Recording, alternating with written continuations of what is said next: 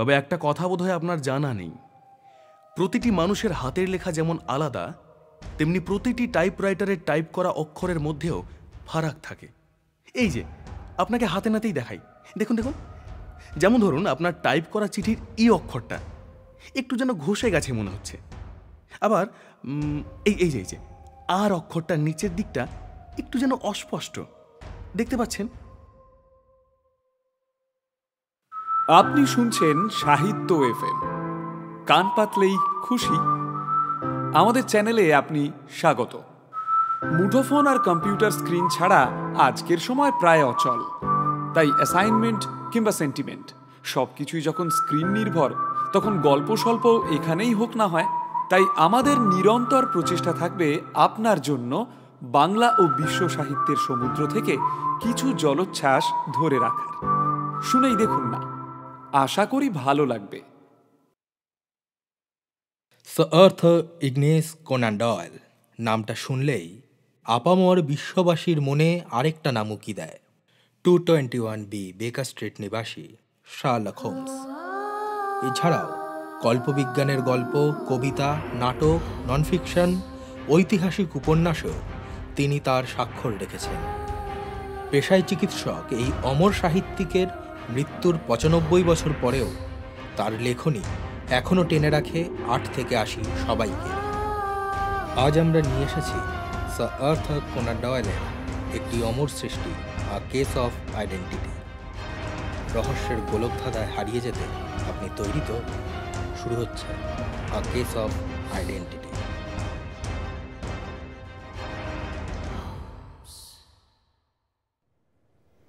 Chair ছেড়ে জানালায় এসে দাঁড়ালো আমার বন্ধু মহান ডিটেকটিভ শার্লক হোমস। বাড়ির নিচের একঘেয়ে বিবর্ণ রাস্তার দিকে তার ক্ষুরোধার দৃষ্টিতে তাকালো সে। আমিও হোমসের কাঁধের উপর ভর দিয়ে উঁকি দিয়ে দেখি রাস্তার অপর দিক থেকে গলায় ভারী পশু লোমের স্কার্ফ জড়ানো একজন সুন্দরী মহিলা রাস্তা পার হচ্ছেন। একটু পরেই আমাদের বাড়ির দরজার কলিং বেলটা সশব্দে বেজে উঠল। কালো ইউনিফর্ম পরা একটা ছোট ছেলে ঘরে ঢোকে। মিস মেরি সাদারল্যান্ড আপনাদের সঙ্গে দেখা করতে এসেছেন। শার্লক হঠাৎ ব্যস্ত হয়ে উঠল। নিজেই দরজার কাছে গিয়ে সসম্মানে সেই ভদ্রমহিলাকে ঘরের ভিতরে নিয়ে আসে। আসুন আসুন মিস সাদারল্যান্ড, এই চেয়ারটায় বসুন প্লিজ। এরপর হোমস ঘরের দরজা ভিতর থেকে বন্ধ করে দেয়। স্বভাবসুলভ সতর্কতায় সম্ভ্রমের সঙ্গে তার বিখ্যাত প্রখর দৃষ্টিতে ভদ্রমহিলার আপাদমস্তক জরিপ করতে থাকে আমার বন্ধু। তারপর হঠাৎই সে তার ঢঙেই চমকে দেয় মিস সাদারল্যান্ডকে। আপনার চোখ এত খারাপ, তবু টাইপ করতে আপনার অসুবিধা হয় না? হ্যাঁ, প্রথমে তাই হতো, এখন অভ্যেস হয়ে গেছে। অক্ষরগুলো না দেখেই অনায়াসে টাইপ করতে পারি। আমার বান্ধবী মিসেস এমারেজের, ওর কাছেই আপনার নাম শুনেছি মিস্টার হোমস। শুনেছি পুলিশও যখন ওর স্বামীকে মৃত বলে মেনে নিয়েছিল, আপনিই একমাত্র ব্যক্তি যে এর সঙ্গে সহমত হননি। শেষ পর্যন্ত ওর স্বামীকে আপনি খুঁজে বের করেই তবেই নাকি ক্ষান্ত হন। কাজেই একরকম সাহায্য প্রার্থী হয়ে আমি আপনার কাছে এসেছি। একমাত্র আপনিই পারবেন আমাকে সাহায্য করতে, প্লিজ। সবই তো বুঝলাম, তবে আপনি এভাবে হন্তদন্ত হয়ে আমার কাছে এলেন কেন? আপনি ঠিকই ধরেছেন মিস্টার হোমস, আমি সত্যিই খুব তাড়াহুড়োতে বাড়ি থেকে বেরিয়েছি। আমার প্রেমিক মিস্টার হোসমার এঞ্জেল কয়েকদিন ধরে আশ্চর্যজনকভাবে নিখোঁজ হয়ে গেছেন। জানেন, আমাদের না বিয়ের কথা ছিল, অথচ আমার বাবা মিস্টার উইন্ডি ব্যাংক বিষয়টাকে তেমন গুরুত্বই দিচ্ছেন না, আর পুলিশের কাছেও যেতে চাইছেন না। এমনকি আপনার কাছে আসতেও তার আপত্তি। আমি খুব চিন্তায় আছি, তাই কোনো দিক না ভেবেই আপনার কাছে ছুটে এসেছি। আপনি এর একটা সমাধান করুন mister Holmes. Mister Windibank নিশ্চয়ই আপনার সৎ বাবা? আজ্ঞে হ্যাঁ। তাই আপনার বাবার সঙ্গে আপনার পদবীর কোনো মিল নেই? আপনি ঠিকই ধরেছেন। আসলে আমার সৎ বাবা আমার থেকে মাত্র 5 বছর 2 মাসের বড়। আপনার মা নিশ্চয়ই বেঁচে আছেন? হ্যাঁ, আমার বাবা মিস্টার হাডসনের মৃত্যুর পর আমার মা ওর থেকে প্রায় 15 বছর কম বয়সের মিস্টার উইন্ডি ব্যাংককে বিয়ে করেন। আমি সেটা স্বাভাবিকভাবেই মানতে পারিনি। টটেনকোর্ট রোডে আমার বাবার প্লাম্বিংয়ের ব্যবসা ছিল, সেটা খুবই ভালো চলছিল। বাবার মৃত্যুর পরে আমাদের কোম্পানির ফোরম্যান মিস্টার হার্ডিকে দিয়েই কিন্তু আমার মা ব্যবসা চালাচ্ছিলেন। কিন্তু আমার বর্তমান বাবা মদের সেলসম্যান, তিনি আমাদের পারিবারিক ব্যবসাটা ভালো চোখে দেখছিলেন না। আর তার ইচ্ছেতেই আমার বাবার এত স্বাদের সাজানো ব্যবসাটা আমার মা মাত্র 4,700 পাউন্ডে বিক্রি করে দেন। আপনার আয়ের উৎসও কি ওই ব্যবসা? না, আমি আমার কাকা মিস্টার লেডের থেকে উত্তরাধিকার সূত্রে বেশ কিছু সম্পত্তি পাই। নিউজিল্যান্ডে ওনার 2,500 ইউরো স্টক আছে, সেই টাকার উপরে 4% সুদ আমি পাই। এবার আপনার অবস্থা আমি বুঝতে পারছি। এতক্ষণে যেন আমাকে খেয়াল করলেন মিস মেরি সাদারল্যান্ড। মনে হলো আমার উপস্থিতি তিনি ঠিক স্বাভাবিকভাবে নিতে পারছেন না, কেমন যেন একটু বিব্রত হচ্ছেন। মিস সাদারল্যান্ডের এই অস্বস্তিবোধটুকু আমার ডিটেকটিভ বন্ধুটির তীক্ষ্ণ নজরকে ফাঁকি দিতে পারেনি। ডক্টর ওয়াটসন আমার বিশেষ বন্ধু, ওর সামনে কুণ্ঠার কিছু নেই। আপনার যা বলার আপনি নিঃসংকোচে বলুন ম্যাডাম। এবার দয়া করে বিস্তারিতভাবে বলুন তো, আপনার সঙ্গে মিস্টার হোসমার এঞ্জেলের সম্পর্ক কেমন ছিল? মিস মেরি সাদারল্যান্ডের মুখখানা লজ্জায় আরক্তিম হয়ে উঠল। তাকে কিছুটা নার্ভাস লাগছিল। নিজের অজান্তেই জ্যাকেটের একটা প্রান্ত ধরে নাড়াচাড়া করতে লাগলেন তিনি। তারপর নিজেকে সামলানোর চেষ্টা করলেও গলায় লজ্জার রেশ লেগেই ছিল। মিস্টার হোসমার এঞ্জেলের সঙ্গে আমার আলাপ হয় গ্যাস ফিটারদের বল ড্যান্সে। বাবা বেঁচে থাকাকালীন ওরা প্রতিবারই বাবাকে আমন্ত্রণ জানাতেন। বাবার মৃত্যুর পরেও তারা আমন্ত্রণ জানানো বন্ধ করেননি। ওরা হয়তো আমার কথা চিন্তা করেই টিকিট পাঠানো বন্ধ করেননি। কিন্তু আমার সৎ বাবা এটা ভালো চোখে দেখেননি কখনো, জানেন। এমনকি আমি যদি রবিবারের স্কুল পার্টিতেও যেতে চাইতাম, তাতেও তিনি আপত্তি করতেন, রাগারাগিও করতেন। কিন্তু সেবার আমি বদ্ধপরিকর হয়ে গেছিলাম যে এইবারের বল ড্যান্সে আমি যাবই। মিস্টার উইন্ডি ব্যাংকের কোনো কথাই আমি আর শুনব না। আমার এই জেদ দেখে তিনি আমাকে নানা রকম অছিলায় বোঝানোর চেষ্টা করলেন। এই পার্টিতে যারা আসবে তাদের সঙ্গে মেশা তোমার শোভা পায় না মেরি। তুমি সম্ভ্রান্ত ঘরের মেয়ে, আর আমাদের একটা মান সম্মান আছে। আমরা চাইলেই তো আর যেখানে সেখানে যেতে পারি না। অনেক চেষ্টা করেও আমার সৎ বাবা আমাকে বোঝাতে পারলেন না। আমি ঠিক করেছিলাম তার কোনো কথাই এবার শুনব না। সেই সময়ই ব্যবসার কাজে তাকে ফ্রান্সে যেতে হয়। আমি আর আমার মা আমাদের পুরনো ফোরম্যান মিস্টার হার্ডির সঙ্গেই সেই বল ডান্স পার্টিতে যোগ দিই। আর সেখানেই আমার সঙ্গে মিস্টার হোসমার এঞ্জেলের প্রথম পরিচয় হয়। ফ্রান্স থেকে ফেরার পরে এই কথাটা জেনে নিশ্চয়ই মিস্টার উইন্ডি ব্যাংক খুবই রাগারাগি করেন? না, মোটেই না। জানেন, বরং উল্টোটাই হয়। তার কথায় আমিও অবাক হয়ে যাই। তিনি বিষয়টা খুব স্বাভাবিকভাবেই মেনে নেন। মেয়েকে বাধা দেওয়াটা বোকামি। ও ওর ইচ্ছে মতোই কাজ করবে, সেটাই বরং ভালো। বেশ। তার মানে গ্যাস ফিটারদের বল ড্যান্সের পার্টিতেই মিস্টার এঞ্জেলের সঙ্গে আপনার প্রথম আলাপ।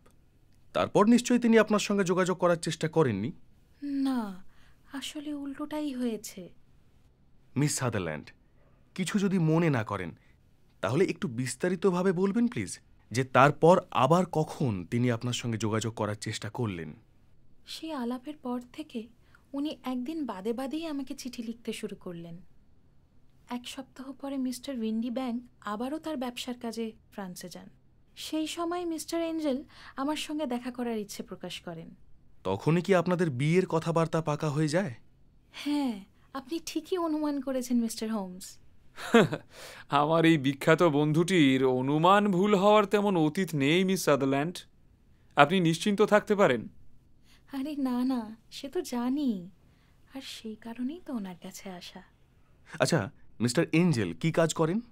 লেজেনহল স্ট্রিটের একটা অফিসে ক্যাশিয়ারের কাজ করেন, তেমনটাই তিনি জানিয়েছিলেন। ঠিকানাটা জানেন? না, শুধু জানি লেজেনহল স্ট্রিট। এর বাইরে সঠিক ঠিকানা তো বলতে পারবো না মিস্টার হোমস। তাহলে চিঠিতে কোন ঠিকানা দেওয়া থাকতো? লেডেনহল স্ট্রিট পোস্ট অফিস। তিনি নিজে পোস্ট অফিসে গিয়ে চিঠি দিয়ে আসতেন, আবার নিজেই সেখান থেকে চিঠি নিয়ে যেতেন। কেন? এর কোনো কারণ তিনি আপনাকে জানিয়েছিলেন? তিনি একটু লাজুক ছিলেন। বলতেন কোনো মহিলার হাতে লেখা চিঠি নাকি অফিসে এলে সহকর্মীরা হাসাহাসি করবে। তখন আমি তাকে বলি, ও যেমন টাইপ করে চিঠি দেয় আমিও বরং তাই দেব, তাহলে সহকর্মীরা আর হাসাহাসি করার সুযোগ পাবে না। কিন্তু উনি তাতে আপত্তি করেন। না মেরি, না, প্লিজ। টাইপ করা চিঠিতে কোনো আন্তরিকতা থাকে না, সেখানে তোমার হাতের ছোঁয়া থাকবে না, তোমার প্রেমের স্পন্দন ওই টাইপরাইটারের শব্দে চাপা পড়ে যাবে। আমাদের দুজনের ভালোবাসার মাঝে ওই টাইপরাইটার মেশিনটা যেন একটা পাঁচিল। আমি তোমার হাতে লেখা চিঠিতেও অবিকল তোমারই অনুভূতি পাই। তাই হাতে লিখেই তুমি চিঠি দিও।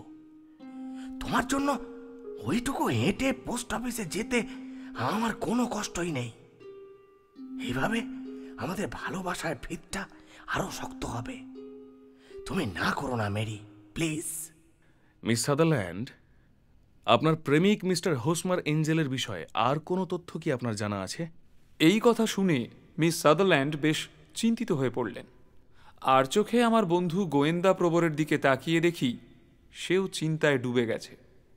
বুঝলাম ইতিমধ্যেই এই রহস্যের জট ছাড়ানোর কসরত শুরু করে দিয়েছে শার্লক হোমস। যদিও জানি না শার্লককে এই রহস্যের গলিঘুঁজি খুঁজতে আদৌ কসরত করতে হচ্ছে, নাকি এটাও তার জটিল প্রখর মগজের কাছে নিছকই খেলা মাত্র। মিস সাদারল্যান্ডের দিকে নজর ঘোরাতেই দেখি তার মুখ চিন্তার জাল ছিঁড়ে উজ্জ্বল হয়ে উঠেছে। আপনাকে তো আগেই বলেছি যে মিস্টার হোসমার মানুষটা একটু লাজুক। দিনের বেলা যাতে কেউ তাকে আমার সঙ্গে দেখে না ফেলে, তাই তিনি সন্ধ্যাবেলাতেই দেখা করতেন। তিনি খুবই একচোরা গোছের, তবে মানুষটা তিনি খুব ভদ্র। কথাও বলেন খুব শান্ত ধীর স্থিরভাবে। তিনি অবশ্য বলেছিলেন ছোটবেলায় তার গলার গ্ল্যান্ড একবার নাকি ফুলে গেছিল, তাই গলার স্বর নাকি ধীর হয়ে যায়। যখন কথা বলেন মনে হয় যেন ফিস ফিস করছেন। তিনি সবসময় পরিষ্কার পরিচ্ছন্ন আর ফিটফাট থাকতেই পছন্দ করতেন। তার চোখের অবস্থাও আমার মতোই খারাপ, কোনো আলোই সহ্য করতে পারেন না, তাই তার চোখে সবসময় রঙিন চশমাও থাকতো। আর আচ্ছা, মিস্টার উইন্ডি ব্যাংক যখন ফ্রান্স থেকে ফিরলেন তারপরে কি হলো? উনি ফ্রান্স থেকে ফেরার আগেই মিস্টার হোসমার এঞ্জেল আমাদের বাড়িতে আসেন এবং আমার মায়ের কাছে আমার বিয়ের প্রস্তাব দেন। আমি মেরিকে প্রাণ দিয়ে ভালোবাসি মিসেস ব্যাংক। তাকে বিয়ে করতে চাই। পৃথিবীর সব সুখ স্বাচ্ছন্দ্য আমি তাকে দেব।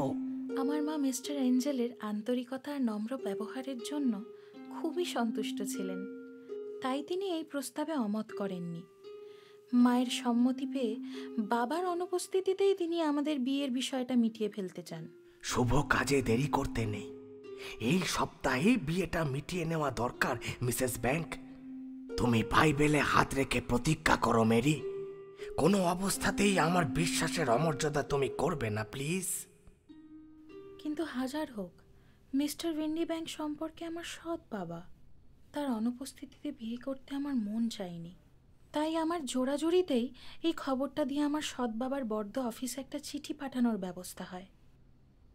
কিন্তু জানেন, আমার বিয়ের দিন সকালেই সেই চিঠি ফেরত আসে।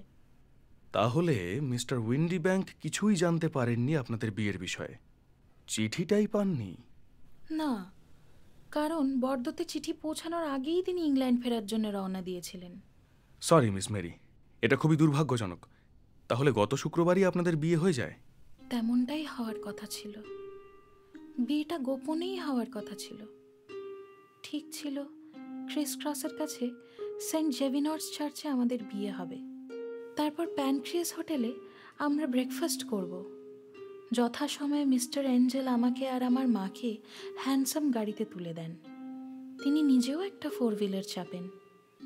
সেই সময়ে রাস্তায় গাড়ির ভিড় তেমন ছিল না, তাই আমি তাড়াতাড়ি চার্চে পৌঁছে মিস্টার এঞ্জেলের 4 হুইলারের জন্য অপেক্ষা করতে থাকি।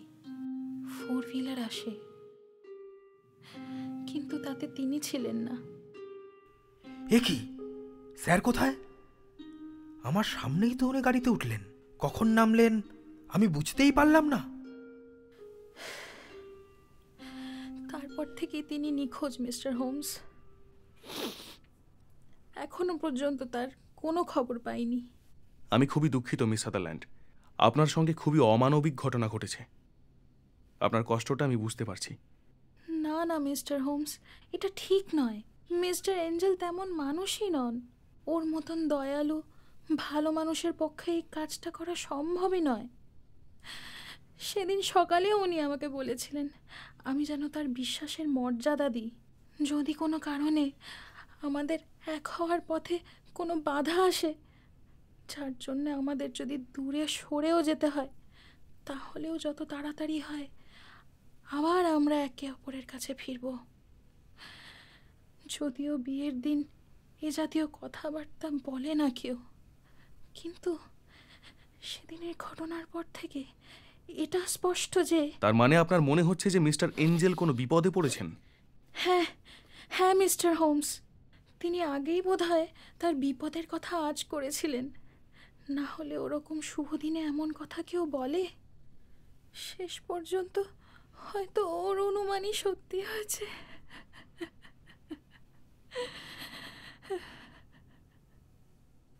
শার্লকের কপাল কুঁচকে গেল, গালে আঙুল দিয়ে ছাদের দিকে তাকালো সে। এই দৃষ্টি আমার চেনা। আমার বন্ধুটি এখন গভীর চিন্তামগ্ন। আচ্ছা, ওর বিপদ সম্পর্কে আপনার কোনো ধারণা আছে মিস সাদারল্যান্ড? এই ঘটনার পরে আপনার মায়ের কীরকম অবস্থা হয়? আমার মা প্রচণ্ড রেগে যান। তিনি বলেন এমন মানুষের বিষয়ে যেন কোনোদিন কোনো কথার মুখেও না আনি। মিস্টার উইন্ডি ব্যাংককে সব কথা খুলে বলেছিলেন আপনারা? হ্যাঁ বলেছিলাম। তার ধারণা মিস্টার এঞ্জেল কিছু হয়তো সমস্যায় পড়েছেন, তবে চিন্তার তেমন কিছু নেই, সে নিশ্চয়ই ফিরে আসবে। আচ্ছা মিস্টার হোমস, একজন মানুষ নিজের বিয়ের দিনে চার্চের সামনে থেকে কেন ফিরে যাবে বলতে পারেন? তিনি যদি আমার থেকে টাকা ধার নিতেন, বা বিয়ের আগেই যদি আমার স্টকগুলো ওর নামে লেখা হয়ে যেত, তাহলে না হয় এমনটা হতে পারত। কিন্তু তা তো হয়নি। মিস্টার এঞ্জেলের কোনো রকম অর্থ সংকট ছিল না। কোনো দিনই তিনি আমার থেকে একটা টাকাও নেননি।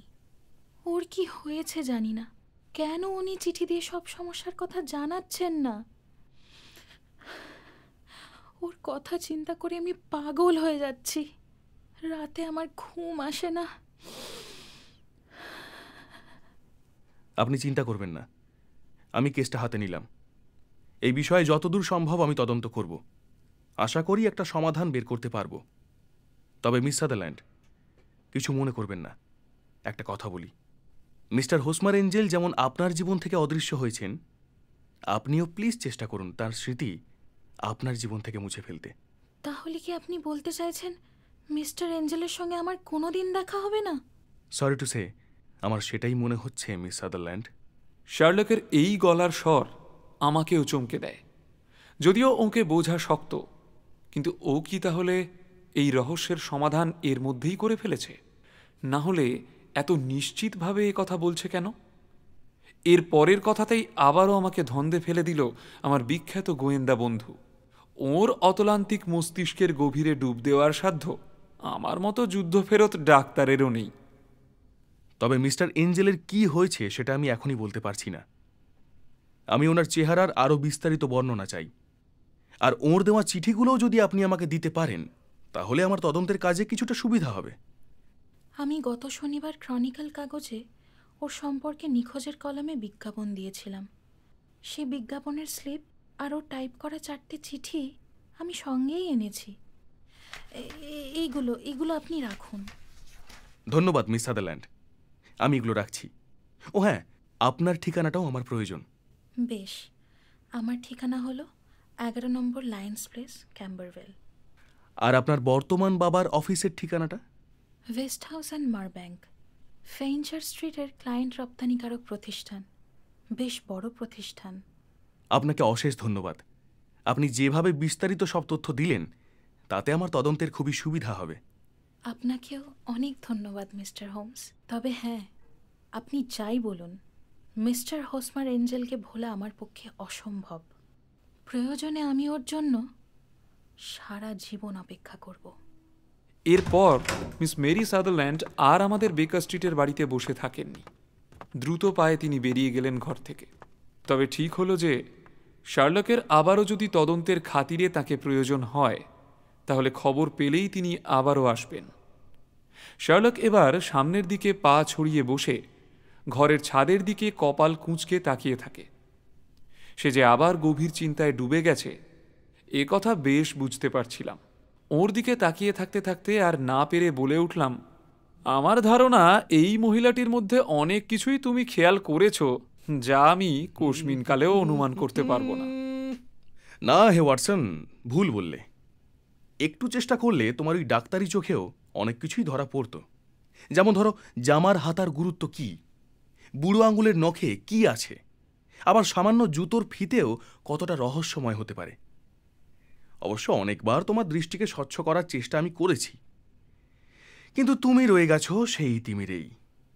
যাক সে কথা, মিস সাদারল্যান্ডের ক্রনিকল কাগজে দেওয়া বিজ্ঞাপনটা একটু পড়ে শোনাও তো ওয়াটসন। আমি ছাপানো স্লিপটা আলোর সামনে ধরে পড়তে লাগলাম জোরে জোরে। নিরুদ্দেশ, 14 তারিখ সকাল। নাম হোসমার এঞ্জেল। উচ্চতা 5 ফুট 7 ইঞ্চি। বলিষ্ঠ স্বাস্থ্য, রং ফ্যাকাশে, চুল কালো, লম্বা জুলপি, তবে মাথায় অল্প টাক আছে।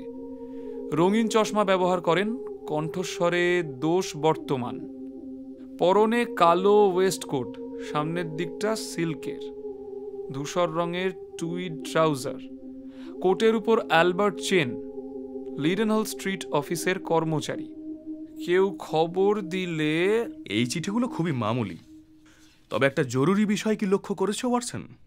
সব চিঠি টাইপ করা, সেটা তো।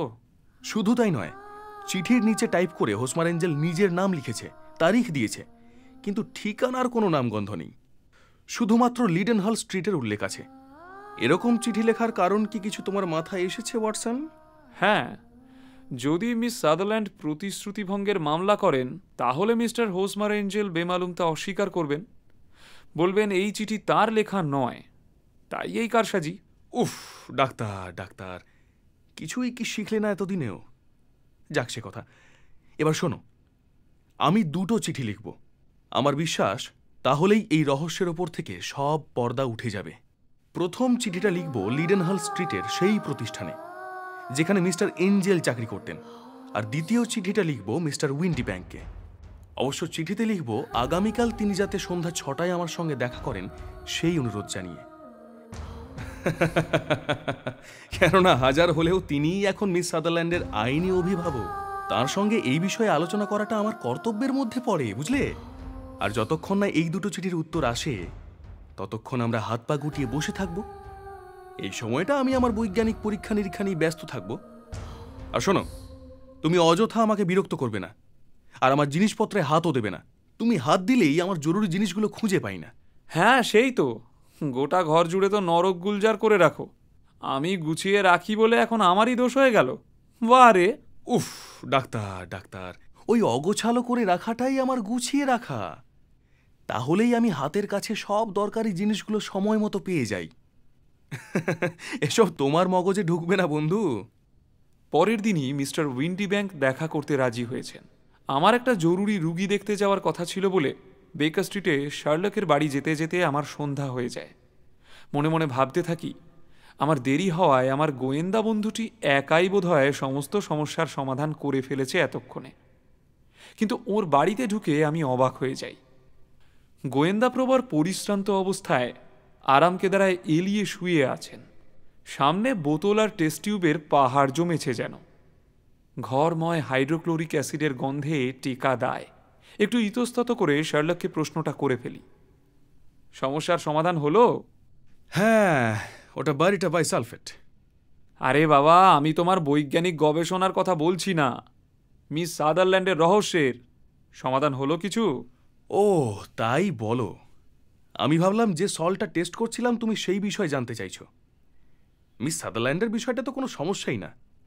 সমস্যা হলো দেশে এমন কোনো আইন নেই যা দিয়ে হোসমার এঞ্জেলকে শাস্তি দেওয়া যায়। তাহলে সেই লোকটা কোথায়? কেনই বা মিস সাদারল্যান্ডের সঙ্গে এভাবে প্রতারণা করলো সে? শার্লক কিছু বলতে যাচ্ছিল, এমন সময় বাইরে ভারী বুটের আওয়াজ শোনা গেল। দেখো মিস্টার উইন্ডি ব্যাংক এলেন হয়তো।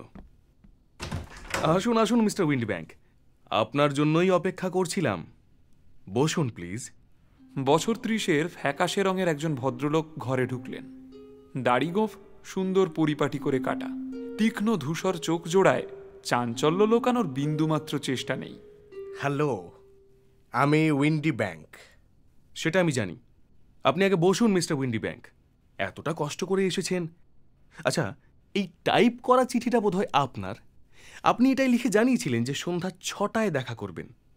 ভেরি সরি মিস্টার হোমস, আপনি ঠিকই বলেছেন। এই চিঠি আমি পাঠিয়েছি ওই আপনার চিঠির উত্তরে। আসলে অন্য লোকের কাছে চাকরি করি তো, বুঝতেই পারছেন, তাই সময়টা ঠিক রাখতে পারিনি, একটু দেরি হয়ে গেল। তাছাড়া সামান্য একটা বিষয় মেরি আপনাকে বিরক্ত করেছে, এটা জানতে পেরে আমি আগেই আপনার কাছে ক্ষমা চাইছি মিস্টার হোমস। পারিবারিক কেচ্ছা বাইরের লোক জানুক, এটা আমি একদমই পছন্দ করি না। আর এই বিষয়ে শুধু শুধু খরচ করতেও আমি রাজি নই, কেননা ওই হোসমার অ্যাঞ্জেল লোকটাকে খুঁজে বের করা যে অসম্ভব তা আমি ভালো করেই জানি। আপনি ভুল করছেন মিস্টার উইন্ডি ব্যাংক। হোসমার এঞ্জেলকে খুঁজে বের করা আমার কাছে একদমই কষ্টকর নয়। শার্লকের কথাটা শুনে উইন্ডি ব্যাংক হঠাৎই চমকে উঠলেন।